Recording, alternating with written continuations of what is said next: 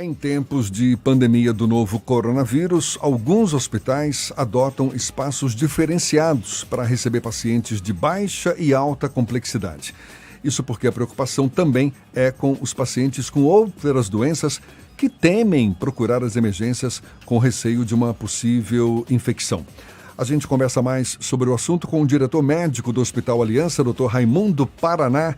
Bom dia, seja bem-vindo, Dr. Raimundo. Muito bom dia, um prazer.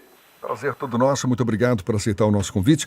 Quais as mudanças que foram feitas, por exemplo, no Hospital Aliança para receber pacientes, sejam aqueles infectados pelo novo coronavírus, sejam os que apresentam outros tipos de doença?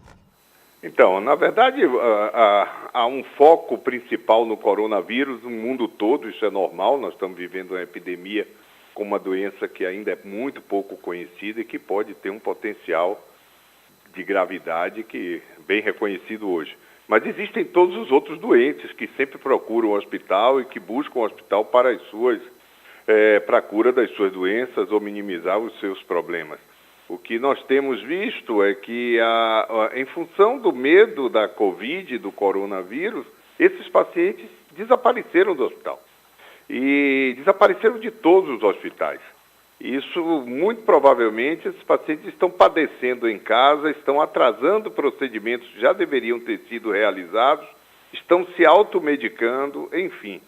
O que o Aliança busca é demonstrar que existe, a maioria dos hospitais do país tem possibilidade de criar fluxos diferenciados para que pacientes com suspeita de Covid não permaneçam ao lado de pacientes sem a suspeita de Covid. Isso dá segurança ao médico e ao paciente. Em função da nossa estrutura arquitetônica mais moderna e horizontalizada, o nosso hospital teve uma certa facilidade em montar esse fluxo. Então foi criado um pronto atendimento para doenças respiratórias que ele fica bastante distante do pronto atendimento geral, da emergência do hospital. A emergência normal, clínica, ortopédica ou cirúrgica normal. Também foi criada uma porta de entrada de internação que é diferente da porta de entrada principal do hospital.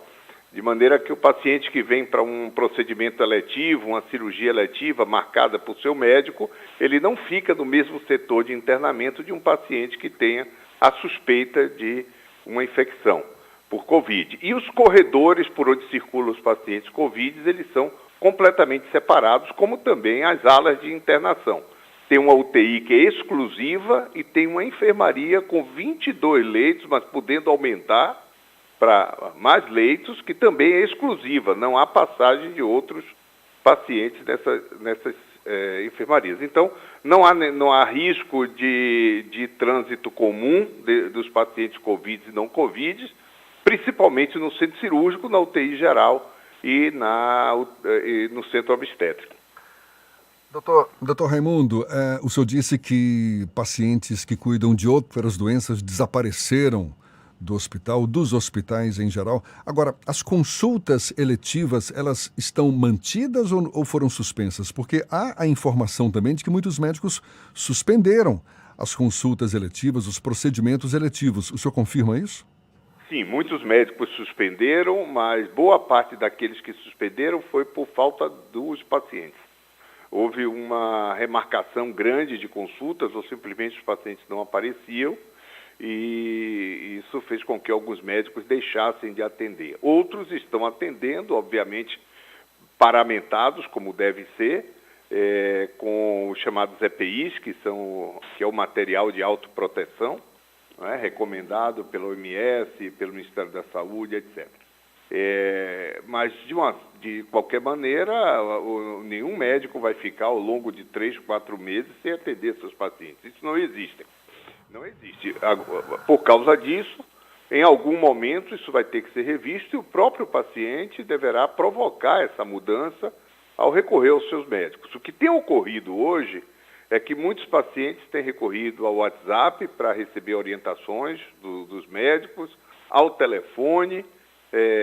Isso não é o ideal e vários hospitais, incluindo o Aliança, estão trabalhando. Nós começamos essa semana aqui na telemedicina, que é hoje já está hoje autorizada, né, e pelos nossos regulatórios, e desde que tenha uma plataforma que garanta sigilo e que garanta o registro de todas as informações e da consulta, ela pode ser realizada, e isso pode ser um instrumento para minimizar a vinda dos pacientes para consulta médica nos consultórios hospitalares daqui do Aliança. Provavelmente outras instituições estarão fazendo a mesma coisa.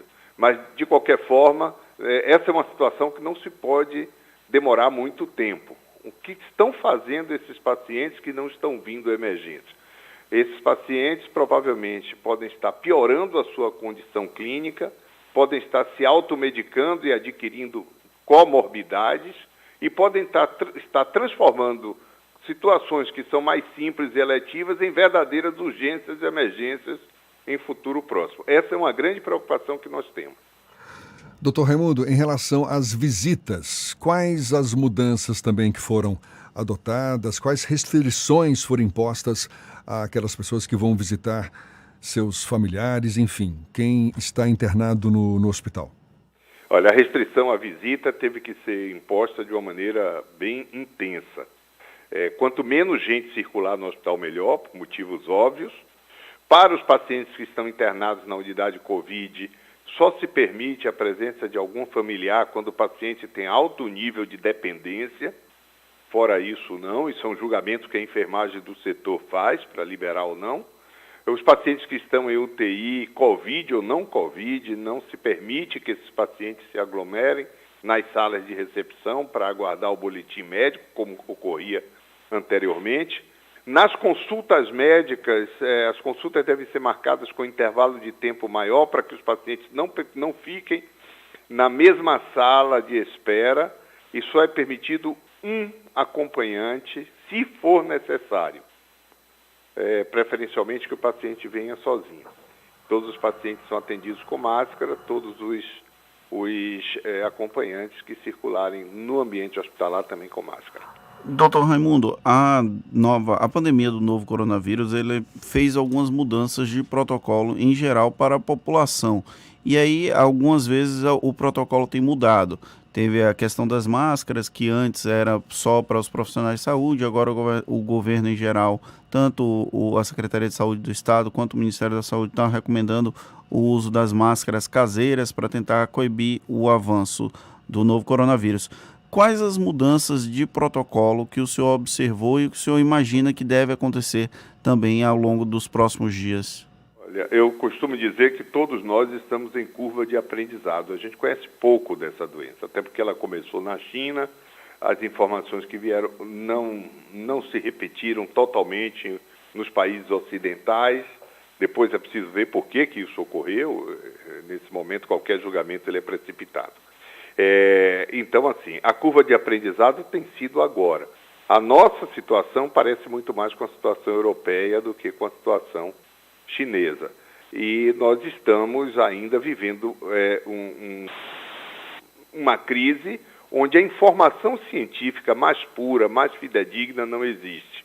Algumas coisas são decididas na base da racionalidade e na interpretação dos fatos que estão ocorrendo em outros países. E por analogia, a utilização universal das máscaras se deveu à observação de que alguns países que adotaram essa conduta tiveram uma curva de infecção mais controlada. Por outro lado, é preciso chamar a atenção que foram justamente esses países que também adotaram uma série de outras medidas que também podem ter ajudado neste resultado. Mas a utilização da máscara, sem dúvida, ela tem algum valor, porque a principal via de contaminação é pelas gotículas da tosse ou pelo espirro, mas a tosse sobretudo. Então, em função disso, a máscara ela tem a capacidade de segurar essas gotículas, que até ocorrem na própria fala, mas principalmente na tosse. Desde que elas tenham um manejo correto, sejam tiradas, manejadas corretamente, bem lavadas, etc. Então, ela tem um racional forte e acho que a recomendação ela foi correta. E a recomendação para utilizar máscara de pano, ela se deveu à absoluta necessidade de que as máscaras cirúrgicas sejam reservadas para os hospitais que já passam por dificuldade na aquisição desses equipamentos. Doutor Raimundo, uma outra questão é, o Hospital Aliança já viveu as duas situações. Já teve um paciente que infelizmente veio a óbito e também já teve paciente que recebeu alta após a contaminação pela Covid-19. Essa alta médica serve como uma mensagem de esperança, dizendo, olha, nem tudo está perdido. Para vocês que estão do lado médico, como é que é verificar situações como essa? Olha, primeiro, assim, a história natural dessa doença é desconhecida. É bastante desconhecida. Nós temos pacientes jovens que fazem forma grave, pacientes idosos que saem muito bem, não fazem forma grave. Claro que as comorbidades como diabetes e hipertensão, sem dúvida, têm um impacto imenso no risco, sobretudo no risco de mortalidade. Mas há uma certa imprevisibilidade. Às vezes a gente tem um paciente que já está com 10, 12 dias de doença, está muito bem, quando a gente está pensando na alta ele apresenta uma piora, e tem o contrário também. Neste momento nós tivemos um óbito de um paciente que nós tínhamos toda a esperança que ele deveria sair, porque ele estava evoluindo bem comparado aos outros 2 pacientes. Bem melhor do ponto de vista respiratório, com todos os parâmetros levando a crer que ele melhoraria. Ele teve um problema e acabou falecendo, enquanto os outros 2 que estavam gravíssimos, em estado crítico, ainda estão vivos e começaram até a ter alguma resposta. Nós temos 3 pacientes que receberam alta, um deles chegou aí para a UTI e conseguiu melhorar rapidamente, e 2 eram pacientes idosos, inclusive com comorbidade, mas que saíram bem. O que eu quero dizer com isso? É que é uma doença traiçoeira, absolutamente imprevisível na sua história clínica, que nós médicos conhecemos ainda muito pouco dos indicadores e dos marcadores de progressão e de rapidez da progressão da doença, que o maior alarme, sem dúvida, é a falta de ar, e os pacientes só devem, aqueles que estão em acompanhamento domiciliar, devem ficar bem atentos à questão da falta de ar e falar com o seu médico imediatamente. Aqui no Aliança nós temos um enfermeiro e um médico que liga diariamente para os nossos pacientes que estão em acompanhamento domiciliar, e essa é a primeira pergunta que é feita. Enquanto isso, é preciso se criar um modelo de história natural até que tenhamos um tratamento, que nós não temos até então. Mas também esse vírus ele envolve outros órgãos e tecidos, não só o pulmão. Uma parte dos pacientes morre por miocardite, inflamação no coração. Fazem arritmia e falecem. Isso na França tem sido observado em até 16% dos pacientes. Alguns pacientes fazem, inclusive, alterações dos genitais, das glândulas do testículo e do ovário. Outros fazem alterações no sistema nervoso central, encefalite e sangramento no sistema nervoso central. Outros fazem tromboses, fenômenos trombóticos disseminados. Outros fazem, isso vai a 25%, insuficiência renal. Portanto, não é um vírus só do pulmão, ele envolve outros órgãos e tecidos. Doutor Raimundo, para a gente encerrar, nesse esforço de proteger as pessoas em geral contra esse novo coronavírus, os profissionais de saúde certamente merecem uma atenção redobrada porque eles estão na linha de frente. Houve um caso de um hospital em São Paulo e que é especializado em cuidar de idosos, na reabilitação, nos cuidados com os idosos.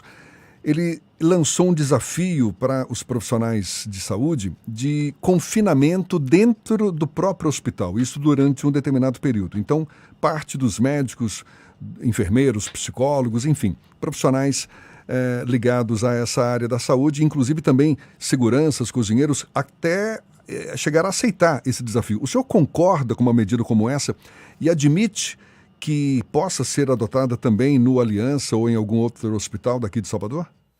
Como eu disse anteriormente, cada um encontra a sua maneira de enfrentamento. Esse grupo, até por terem um foco maior numa população idosa, obviamente eles tiveram inicialmente uma situação quase caótica que felizmente conseguiram controlar. Eles tomaram para si essa conduta e consideram que essa possa ser a conduta correta. Por outro lado, dados que estão vindo, por exemplo, da China, demonstram que o confinamento dos médicos, enfermeiros e outros profissionais foi responsável por mais contaminação do que a contaminação desses profissionais dentro dos hospitais. Por quê? Porque o indivíduo nessas áreas de confinamento, e no caso deles eram hotéis próximos aos hospitais, ele usa menos os chamados EPIs, que são os materiais de autoproteção, ele baixa a guarda em relação a risco de transmissão e por aí vai. Na verdade, o que a gente deve lutar é para não ter desabastecimento dos EPIs, que são os instrumentos de autoproteção. Por quê? A doença tende a ser mais grave nesses profissionais, muito provavelmente porque eles são infectados por uma carga viral maior. Os dados da Itália nos sugerem fortemente essa possibilidade. Portanto, aí está a importância de não termos desabastecimento dos EPIs. Quando nós vemos as cargas confiscadas, as compras confiscadas em aeroportos internacionais, etc., isso nos preocupa. Isso sim é o nosso grande desafio. Se não tiver EPI para todos os profissionais de saúde envolvidos, não adianta confinar, não adianta. O sofrimento vai ser praticamente universal. Então a nossa luta é essa, garantir suprimentos e garantir os EPIs. Dr. Raimundo Paraná, que é diretor médico do Hospital Aliança, muito obrigado pelos seus esclarecimentos, pela atenção dada aos nossos ouvintes e um bom dia para o senhor. Muito bom dia, a satisfação é nossa poder informar e também poder tranquilizar a população. Pânico é um inimigo tão poderoso quanto minimizar a situação. É preciso ter a noção exata das coisas, entender que boa parte das pessoas recupera sem maiores preocupações e que o sinal de alarme principal é a falta de ar. E a gente lembra que essa conversa também vai estar disponível logo mais nas nossas plataformas do YouTube, Spotify, iTunes e Deezer. Agora 8h50 na Tarde FM.